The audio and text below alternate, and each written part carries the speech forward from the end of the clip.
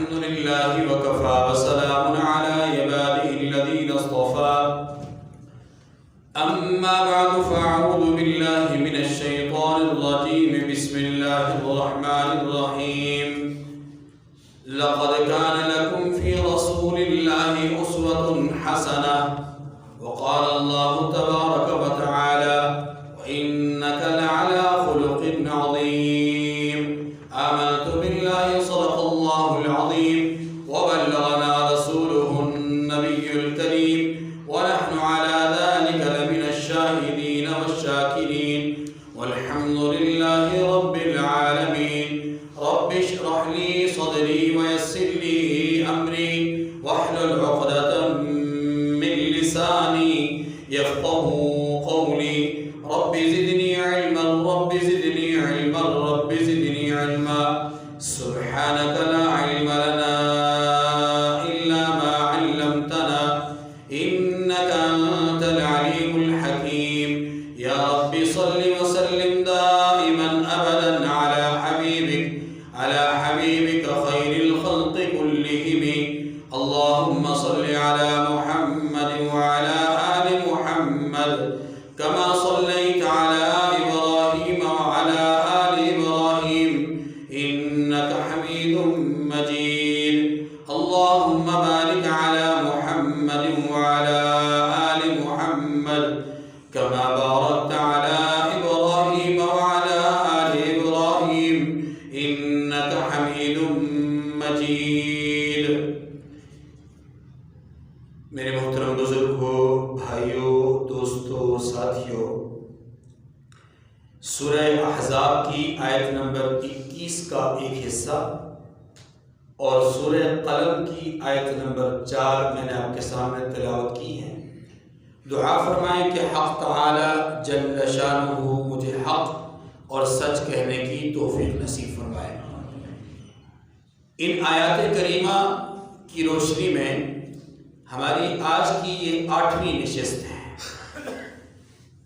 عنوان اور موضوع یہ ہے کہ اسوہ رسول ہمارے لیے بہترین نمونہ ہے، اور اس کے ضمن میں ایک عنوان اخلاق رسول، اور اس کے تحت ایک بات کہ رسول اللہ صلی اللہ علیہ وسلم کی صفت حلم اور بردباری، عفو درگزر اور معاف کرنا، اس صفت کے متعلق ہم بات سمجھنے کی کوشش کر رہے ہیں۔ رسول اللہ صلی اللہ علیہ وسلم کی سیرت طیبہ میں ایسے سینکڑوں واقعات موجود ہیں کہ جن میں رحمت دو عالم صلی اللہ علیہ وسلم معاف کرنے، درگزر کرنے اور حلم اور بردباری کا مظاہرہ کرنے جیسے اوصاف کے حامل نظر آتے ہیں۔ بلکہ اگر یوں کہا جائے کہ حلم اور بردباری کے پیکر ہیں، آپ معاف کرنے اور درگزر کرنے کے اعلیٰ ترین منصب پر فائز ہیں، تو بات بے جا نہیں ہوگی۔ اللہ کے رسول صلی اللہ علیہ وسلم کے سامنے غلطی کرنے والا اپنا ہو یا دشمن، دونوں صورتوں میں موقع بموقع رحمت دو عالم صلی اللہ علیہ وسلم کی طرف سے معافی کے فیصلے آتے رہے۔ ایک بات یہاں ذہن نشین فرما لیجئے، چونکہ تسلسل کے ساتھ یہ اخلاق رسول پر بات ہو رہی ہے اور اس کے ضمن میں معاف کرنا، درگزر کرنا، بردباری کا مظاہرہ کرنا، حلم کا پیکر بن جانا، یہ اوصاف یا یہ صفت، اس کا تذکرہ بار بار ہو رہا ہے۔ کسی کے ذہن میں یہ بات نہ آ جائے کہ اللہ کے رسول صلی اللہ علیہ وسلم نے ہمیشہ غلطیوں پر معاف ہی کیا ہے، کبھی آپ نے بدلہ نہیں لیا، کبھی آپ نے انتقام نہیں لیا، کبھی آپ نے کسی کو سزا نہیں دی، کبھی آپ نے کسی کی گرفت نہیں کی، کبھی کسی کے پر عتاب نہیں نازل کیا یا عتاب نہیں جو ہے وہ ان پر پیش کیا، ایسا نہیں ہے۔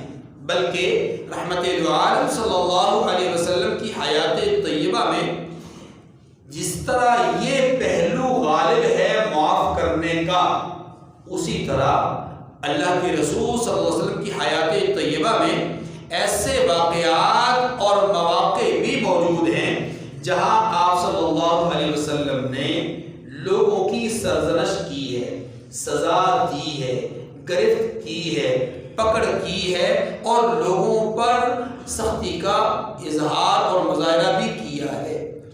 انشاءاللہ اس موضوع پر آگے چل کر ہم بات کریں گے کہ کہاں کہاں کس طرح حضور علیہ السلام نے کن کن لوگوں کے ساتھ اس طرح کے معاملات کیے۔ آج کی نشست میں اسی بات کو، حلم اور بردباری کو اپنے اختتام کی طرف لے جاتے ہیں اور پھر ایک نئے عنوان اور نئے موضوع کے ساتھ ہم آگے چلیں گے۔ رحمت دو عالم صلی اللہ علیہ وسلم غزوہ بدر کے موقع پر صف بندی فرما رہے ہیں، صفوں کی درستگی فرما رہے ہیں اور بار بار ارشاد فرماتے جا رہے ہیں صف سیدھی کرو، صف کو برابر کرو۔ ایک شخص ہیں اور ان کا نام ہے سواد ابن غزیہ۔ اللہ جانتے ہیں کہ انہوں نے اس بات کو سنا نہیں رسول اللہ صلی اللہ علیہ وسلم کی، یا شوق شہادت اور جذبہ جہاد سے اتنے زیادہ سرشار تھے کہ بس کافر پر یا کفار پر حملے کے لیے بیتاب تھے، اس لیے بار بار آگے کو بڑھ جاتے تھے، بار بار آگے کو، سب سے آگے کو۔ رحمت دو عالم صلی اللہ علیہ وسلم نے ان کا نام لیا، فرمایا سواد صف سیدھی کرو، سواد صف سیدھی کرو۔ اب ان کو شاید یہ بات پھر نہ سنائی دی اور پھر اسی طرح وہ کبھی آگے کو کبھی پیچھے کو، کبھی آگے کو کبھی پیچھے کو۔ رحمت دو عالم صلی اللہ علیہ وسلم خود اس شخص کی طرف بڑھے اور آپ کے ہاتھ میں کھجور کی ایک ٹہنی تھی۔ رحمت دو عالم صلی اللہ علیہ وسلم نے اس کھجور کی ٹہنی سے اس شخص سواد کے پیٹ پر دبا کر کے، زور لگا کر کے فرمایا سواد پیچھے ہٹ جاؤ، صف برابر کرو۔ یہ حکم نبوت تھا، اسے سنا وہ 313 میں سے تھے، وہ 313 میں سے تھے۔ حکم نبوت کو سنا، سن کر کے چشم فلک نے عجیب نظارہ دیکھا، اس شخص نے عجیب بات کر دی کہ اے اللہ کے رسول، آپ اس کائنات میں سب سے بڑے منصف ہیں، آپ بہترین عدل کرنے والے ہیں، آپ کے انصاف کا طوطی بولتا ہے، آپ کے انصاف کے چرچے ہیں۔ محبوب، بات یہ ہے کہ آپ نے مجھے تکلیف پہنچائی ہے، بات سمجھیے، آپ نے مجھے تکلیف پہنچائی ہے، میرے پیٹ پر آپ نے کھجور کی ٹہنی کو زور سے رکھا اور دبایا، اس سے مجھے تکلیف پہنچی۔ اب جنگ شروع ہونا چاہتی ہے یا جنگ شروع ہوا چاہتی ہے، میں جنگ سے پہلے پہلے آپ سے بدلہ لینا چاہتا ہوں۔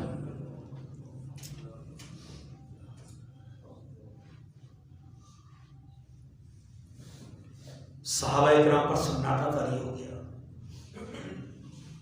کہ آدمی منافق بھی نہیں ہے، کلمہ گو ہے، مخلص ہے، اور یہ بدر میں شوق سے آیا بھی ہے۔ ظاہر بدر میں منافقین تو نہیں تھے، پھر اس نے کیسا مطالبہ کر دیا، کتنی تکلیف اس کو ہوئی ہوگی، کتنی اس کو پریشانی ہوئی ہوگی، کتنی اس کو دقت ہوئی ہوگی کہ جس کے لیے اس نے مطالبہ کر دیا کہ جنگ شروع ہونے سے پہلے آپ سے بدلہ لینا چاہتا ہوں۔ ادھر خلاق عالم کے محبوب کا اخلاق دیکھیے، آپ نے کھجور کی ٹہنی اس کے ہاتھ میں پکڑائی، فرمایا لے، شوق سے بدلہ لے۔ اللہ اکبر۔ اس نے پھر برجستہ کہا اے اللہ کے رسول، جب آپ نے کھجور کی یہ ٹہنی میرے پیٹ پر رکھ کر اس کو دبایا تھا، تب میرا پیٹ ننگا تھا، میرے پیٹ پہ کپڑا نہیں تھا، اور آپ کے پیٹ پہ کپڑا ہے۔ بدلہ تو تب ہوگا جب آپ کا پیٹ بھی اسی طرح بغیر کپڑے کے ہو۔ رحمت دو عالم نے اپنا دامن اٹھایا، اب جو ہی اسے بطن نبوت نظر آیا، شکم رسول اسے نظر آیا، تو وہ آگے بڑھا اور ٹہنی کو ایک طرف کر کے فوراً حضور کے بدن مبارک کے ساتھ لپٹ گیا اور بوسہ دینا شروع کر دیا۔ اللہ اکبر۔ رسول اللہ صلی اللہ علیہ وسلم نے پوچھا کہ اے سوال، کس چیز نے تمہیں اس کام پہ ابھارا؟ کون سی بات ہے کہ اس طرف تمہارا ذہن گیا؟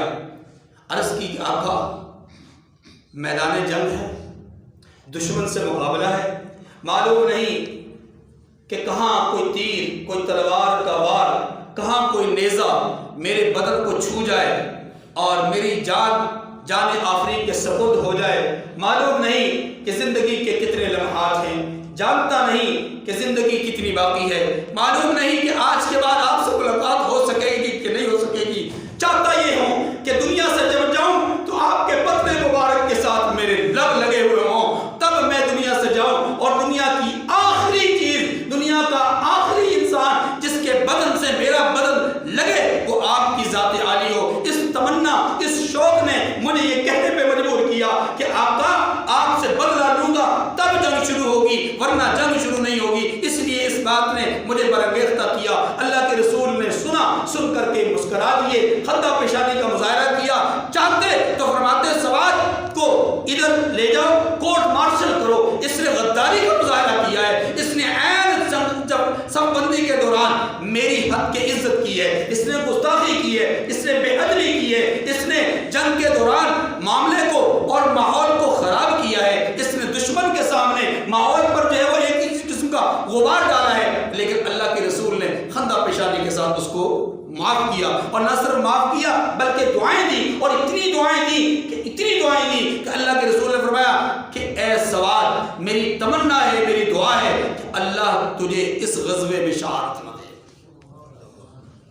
تو جیے اور دین اسلام کے لیے تو جیے اور کئی غزوات میں تو شریک ہو اور تیرے ہاتھوں سے کفار کا قلع کماؤ۔ پھر اللہ نے حضور کی دعا کو قبول فرمایا، سواد زندہ رہے، وہ نہ زخمیوں میں تھے نہ شہداء میں تھے، زندہ سلامت تھے، کئی غزوات میں انہوں نے شرکت کی، آخر میں جنگ تبوک کے موقع پر شاید شہادت ان کو ملی ہے۔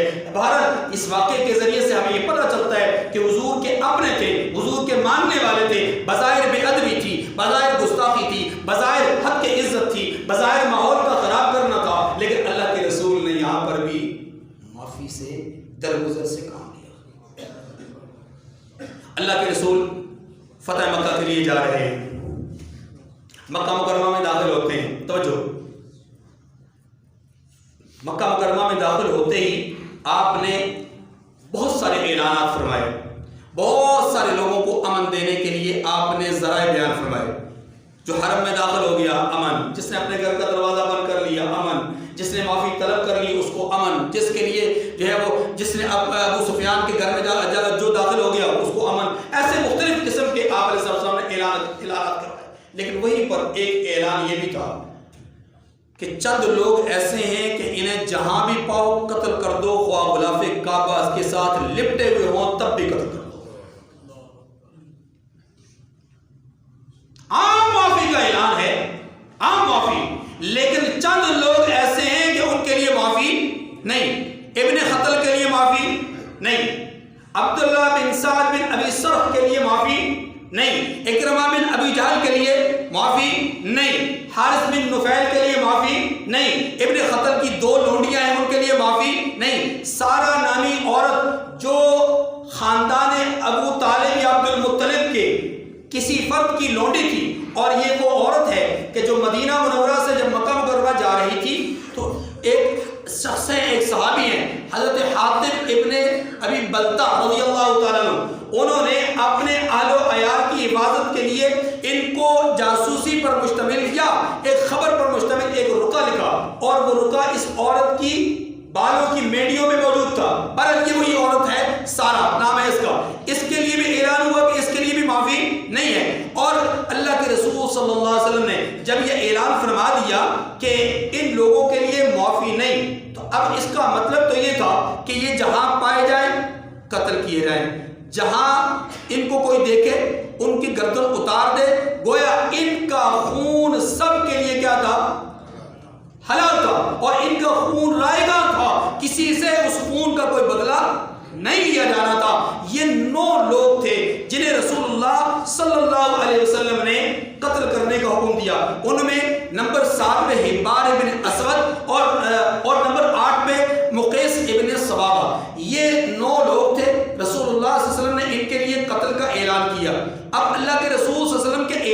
قتل کے بعد توجہ کیجیے گا، ایک شخص ان میں سے عبداللہ بن سعد بن ابی سرح ہے، یہ کسی زمانے میں پہلے مسلمان ہو چکے تھے، پھر مسلمان ہونے کے بعد کچھ عرصہ اسلام پر رہنے کے بعد اسلام کو چھوڑا، مرتد ہو گئے، اور مرتد ہونے کے بعد یہ مکہ مکرمہ چلے گئے تھے۔ اسی لیے رسول اللہ صلی اللہ علیہ وسلم نے ان کے قتل کا حکم دیا کہ چونکہ یہ مرتد تھے اور مرتد واجب القتل ہوا کرتا ہے۔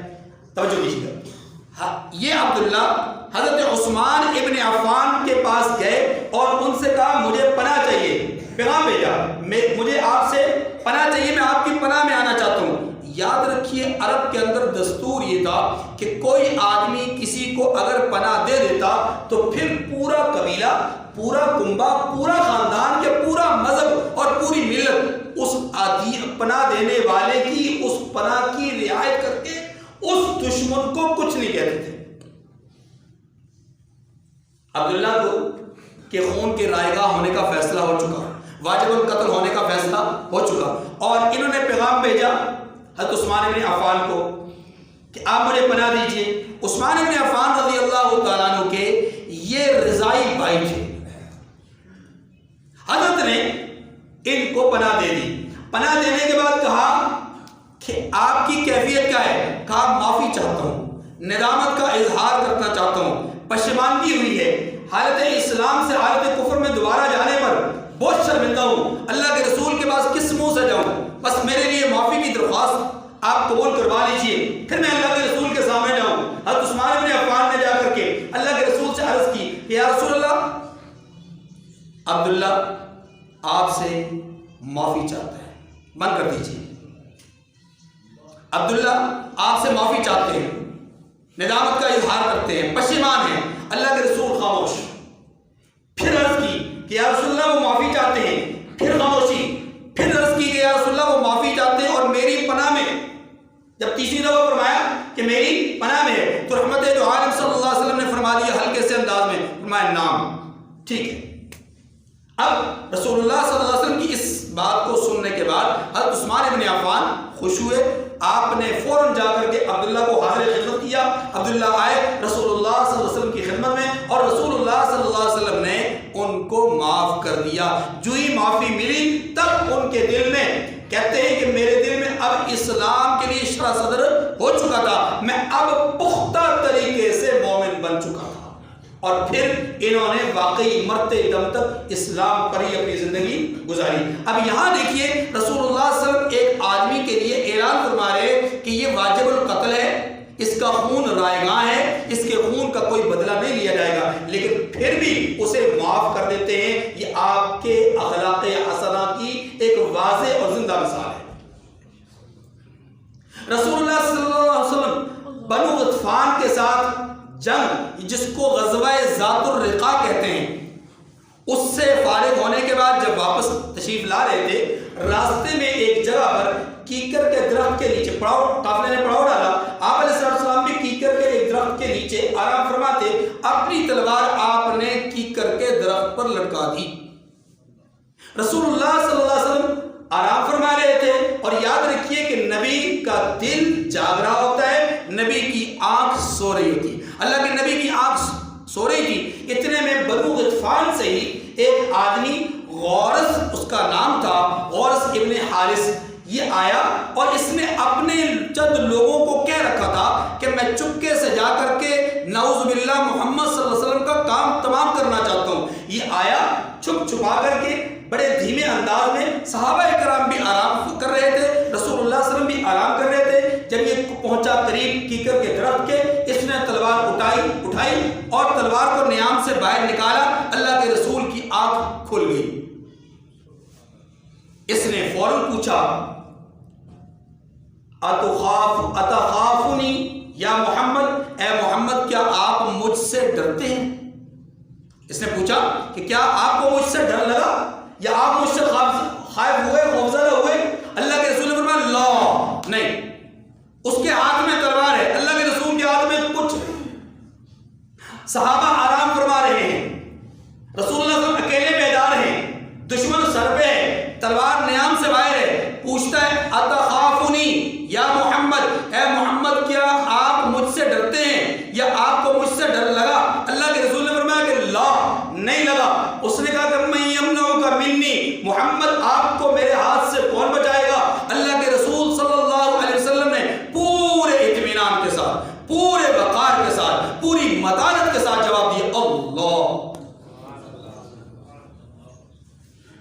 یہاں آپ کو ایک بات عرض کرنا چاہتا ہوں، رسول اللہ صلی اللہ علیہ وسلم نے خود ارشاد فرمایا نصرت بالرعب، اللہ نے میری مدد کی ہے رعب اور دبدبے کے ساتھ، یعنی بعض اوقات دشمن پر میرا سامنا کرتے ہوئے ہی دبدبا پیدا ہو جاتا ہے اور اس پر رعب پیدا ہو جاتا ہے۔ آئیے میں اس واقعے کو یہاں روک کر کے ایک اور واقعے کی طرف آپ کو لے جانا چاہتا ہوں۔ یہ مکہ مکرمہ ہے، ابو جہل ہے، ابو جہل کے پاس ایک آدمی یمن سے آتا ہے اور وہ اونٹ لے کر آتا ہے، ابو جہل نے اس سے قیمت طے کی، قیمت طے کرنے کے بعد اس سے اونٹ خرید لیے اور کہا کہ کچھ دیر کے بعد میں آپ کو آپ کی رقم دے دیتا ہوں۔ اب اس کو رقم نہ ملی، شام ڈل گئی، رقم نہ ملی، اگلا دن آیا، مطالبہ کیا رقم کا، اس نے رقم نہ دی، پھر شام ڈلی، اس نے رقم نہ دی، یوں کئی دن گزر گئے۔ وہ مسافر تھا، یہ ابو جہل مکہ مکرمہ کا لیڈر تھا، سردار تھا، چودھری وڈیرا تھا، یعنی اس کی بات کو کوئی آدمی جو ہے وہ چیلنج نہیں کر سکتا تھا، اس کے سامنے کوئی حرف آواز اٹھا نہ سکتا تھا، اس پر کوئی انگلی نہیں اٹھا سکتا تھا، کوئی اس کے فعل پر جو ہے وہ کوئی تبصرہ نہیں کر سکتا تھا، تجزیہ نہیں کر سکتا تھا۔ یہ پورا جو میں نے ایک دفعہ پہلے بھی ایک دفعہ اس کے لیے لفظ استعمال کیا تھا کہ کھلا سانڈ تھا۔ اللہ کے رسول صلی اللہ علیہ وسلم خانہ کعبہ میں تھے اور خانہ کعبہ ہی کے ایک طرف دار الندوہ ہے، یہاں پر مشرکین کی عام عادت یہ ہوتی تھی کہ وہ روزانہ کی بنیاد پہ یہاں جمع ہو جایا کرتے تھے اور ان کی ٹولیاں لگتی تھی۔ یہ آدمی جو یمنی آدمی تھا، اس نے جب دیکھا کہ ابو جہل تو میرے پیسے واپس نہیں دے رہا یا میری قیمت نہیں لٹا رہا، تو یہ گیا دار الندوہ اور دار الندوہ جا کر کے اس نے لوگوں سے فریاد کی، واویلا کیا کہ ابو جہل ابو الحکم نے مجھ سے اونٹ خریدے، قیمت نہیں چکا رہا۔ لوگوں نے بات کو سنا، انسنا کر دیا، ایک ٹولی کے پاس گیا، دوسری کے بعد، تیسری کے بعد، چوتھی کے بعد، کسی نے اس کی فریاد کو نہ سنا اور پھر اس آدمی نے کہا کہ کوئی ایسا آدمی ہی بتا دو کہ جو میری فریاد کو سنے، سن کر کے میرے درد کا مداوع کر سکے۔ ایک ٹولی ایسی تھی جو شریروں کی تھی، شیطانوں کی تھی، انہوں نے ازراہ مزاح، ازراہ تمسخر، انہوں نے اشارہ کیا، وہ جو نوجوان ہے نا، حضور کی طرف اشارہ کیا، اس کے بعد جاؤ، وہ تمہارا مسئلہ حل کر دے گا۔ ان کے خیال میں یہ تھا، ان کے خیال میں، بیٹھتے ہوئے خیال میں یہ تھا، ہم ان کے پاس بھیجیں گے، وہ ابو الحکم کے پاس جائیں گے، یعنی ابو جہل کے پاس جائیں گے، اور ابو جہل کے پاس جانے کے بعد جب خالی ہاتھ واپس لوٹیں گے تو ہم مذاق اڑائیں گے۔ بات سمجھ لیں؟ انہوں نے بھیجا وہاں پر، یہ گئے وہاں پر جا کر کے اپنی فریاد ظاہر کی، اللہ کے رسول نے فرمایا کہ چلو میرے ساتھ۔ سیدھے گئے ابو جہل کے گھر، دروازے پہ دستک دی، ابو جہل باہر آیا، اندر سے اس نے پوچھا کون؟ فرمایا محمد آپ کے دروازے پر ہوں۔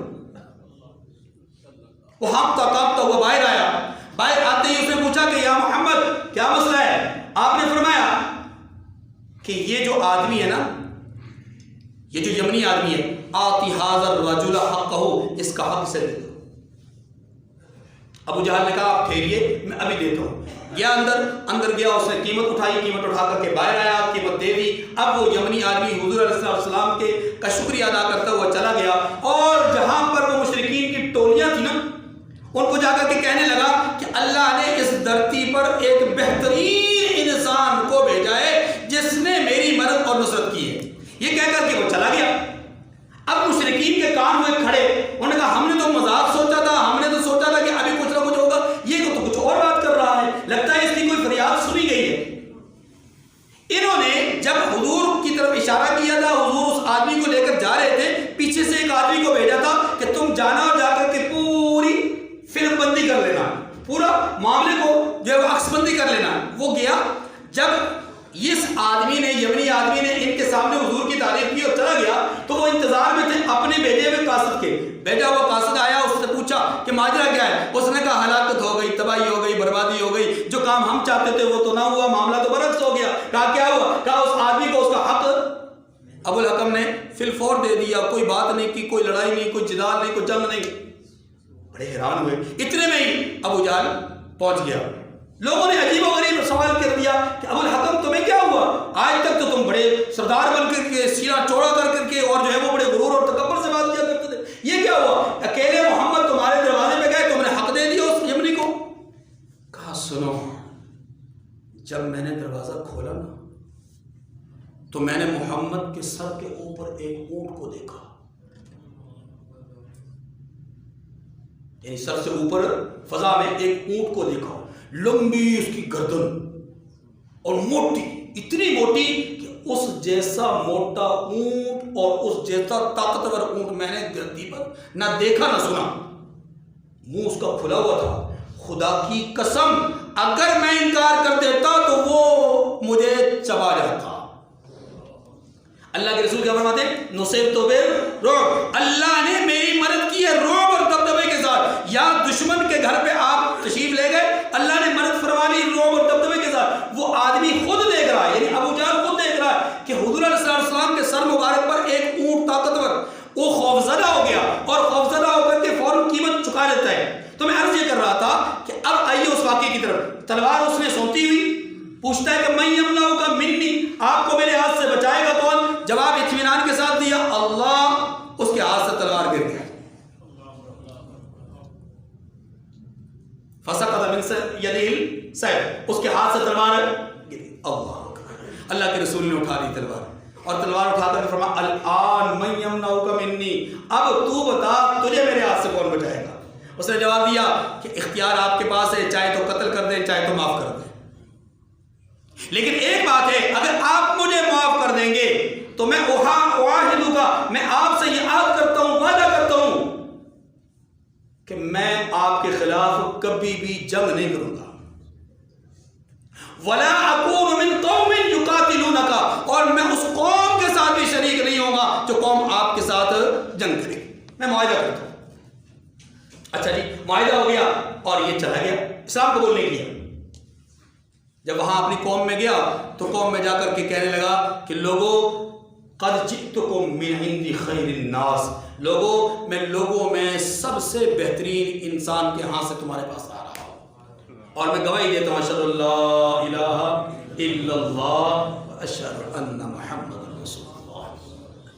گواہی دی، ایمان قبول کر لیا.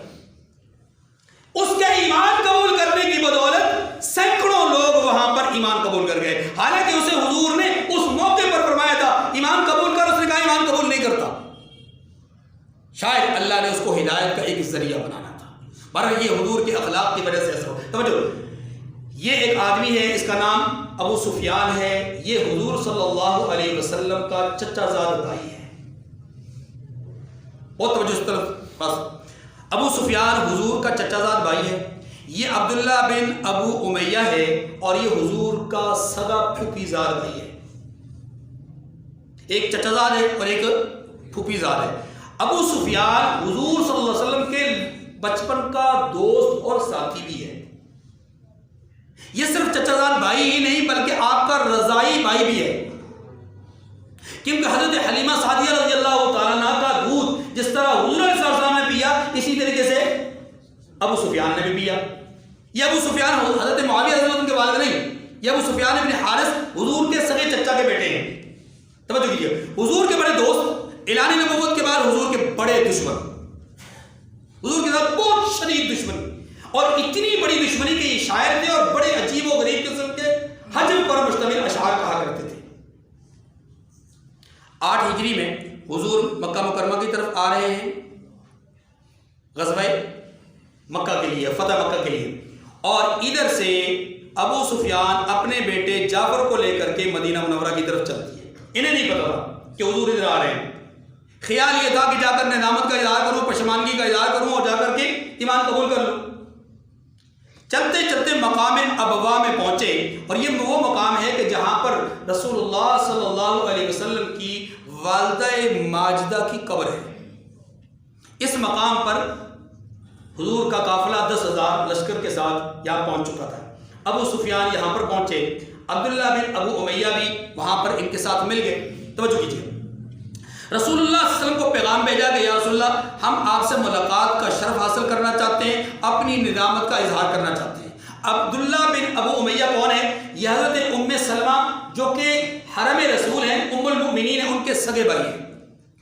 اور یہ وہ شخص ہے کہ رسول اللہ صلی اللہ علیہ وسلم کو مکہ مکرمہ کی زندگی میں اس نے ایک عجیب بات کہی تھی، لن نؤمن لرقیک حتی تنزل علینا کتابا نقرأ.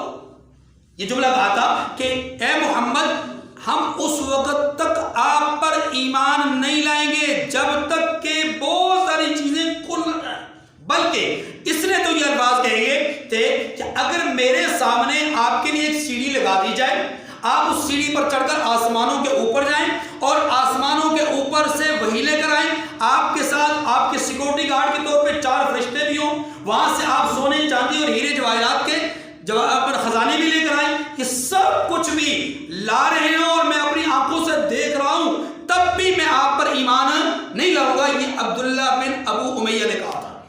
اور رسول اللہ صلی اللہ علیہ وسلم کے پاس اب یہ پیغام بھیج رہے ہیں کہ آپ ہمیں شرف ملاقات بخشیے، ہم ایمان قبول کرنا چاہتے ہیں. رسول اللہ صلی اللہ علیہ وسلم نے انکار کر دیا. حضرت ام سلمہ کو پتہ چلا.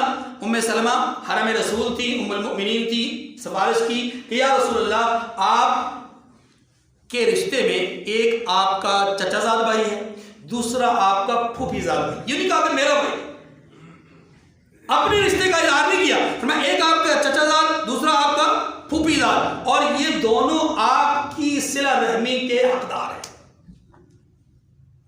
اللہ کے رسول صلی اللہ علیہ وسلم ان کی یہ بات سن کر کے پھر بھی سفارش قبول نہیں کرتے، انکار کرتے ہیں. پتہ ہے کیوں؟ توجہ کیجیے. اس لیے کہ یہ قریب ترین رشتہ دار تھے، اور آپ جانتے ہیں کہ اگر کوئی آدمی بہت قریبی رشتہ دار ہو، اس سے کوئی تکلیف پہنچے، اس سے کوئی دکھ پہنچے، تو وہ دکھ عام لوگوں کے مقابلے میں بہت زیادہ ہوتا ہے. عربی کا ایک شاعر ہے، اس نے بڑی عجیب بات کہی ہے، وَظُلْمُ ذَوِي الْقُرْبَى أَشَدُّ مَزَازَةً. قرابت داروں کا جو ظلم اور تکلیف ہوتی ہے وہ بہت زیادہ شدت کے ساتھ محسوس ہوتی ہے. عَلَى الْمَرْءِ مِنْ وَقْعِ الْحُسَامِ الْمُهَنَّدِ، کہ ایک تلوار کا یا تیر کا جو زخم ہوتا ہے، وہ زخم اتنا تکلیف نہیں پہنچاتا جتنی تکلیف ایک رشتہ دار کی طرف سے ظلم پہنچاتا ہے. اسی وجہ سے اللہ کے رسول نے فرمایا کہ سفارش قبول نہیں، میں ان سے نہیں ملنا چاہتا. اب عبداللہ اور ابو سفیان دونوں کے لیے ام سلمہ رضی اللہ عنہ نے دوبارہ سفارش کی، قبول نہیں ہوئی. تیسری بار سفارش کی اور ساتھ یہ جملہ بھی کہا کہ اے اللہ کے رسول صلی اللہ علیہ وسلم، بڑے بڑے مجرم آپ کے دربار سے معافی کے خواستگار ہوئے، انہیں معافیاں مل گئی. یا رسول اللہ، انہیں بھی معاف کر دیجئے، یہ تو آپ کی طرف سے معافی کے زیادہ حقدار ہیں، آپ کے قریب ترین رشتہ دار ہیں. اللہ کے رسول صلی اللہ علیہ وسلم نے تب بھی معاف نہیں کیا. اس حد تک آپ جان لیں کہ ان کی طرف سے حضور کو ستانے کا عمل تھا، حضور کو تکلیف پہنچانے کا عمل تھا. حضور کو انہوں نے اتنا ستایا، اتنی تکلیفیں پہنچائی کہ حضور نے 3 دفعہ ام سلمہ رضی اللہ عنہ کی سفارش کو قبول نہیں کیا.